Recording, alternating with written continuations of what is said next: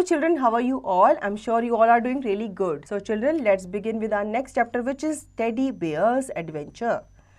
Teddy, the cub bear, smelled something sweet. What could it be? The cub did not know, but his mother and the elder ones recognized the aroma of honey.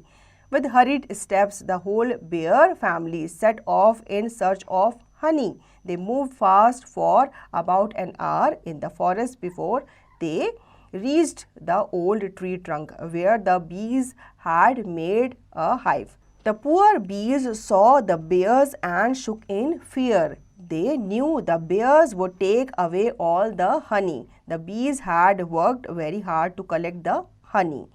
They tried to save their store of honey by stinging the bear. बच्चों एक बार की बात है, एक bear family थी, ठीक है. उसमें एक छोटा सा बेबी था जिसका नाम था टेडी. उसे कुछ स्मेल आती है, कुछ स्वीट सी बहुत प्यारी सी स्मेल आती है, लेकिन उसे पता नहीं चलता ये स्मेल जो है ये किसकी है. लेकिन जो उसकी मदर है और जो उसके बड़े भाई बहन है वो समझ जाते हैं कि ये जो स्मेल है, स्वीट सी स्मेल, ये किसकी है, ये हनी की है, शहद की है.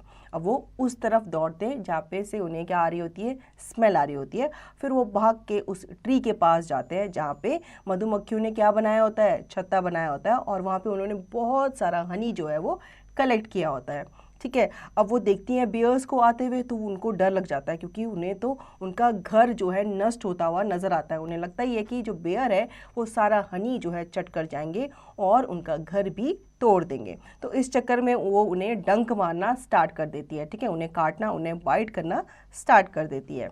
The mother bear and the cubs calmly continued their feast of honey. Their thick fur protected them against the attack of the bees. They looked now here. One angry bee went into Teddy's nose. Inside the nose was soft. The bee stung Teddy where it was very soft. Teddy growled in anger, shook his head, jumped like a frog, snorted like a pig, turned around like a spinning top, danced on his toes, stood on his head, and finally his mother helped him with great difficulty to take the angry bee out of his nose with her paws.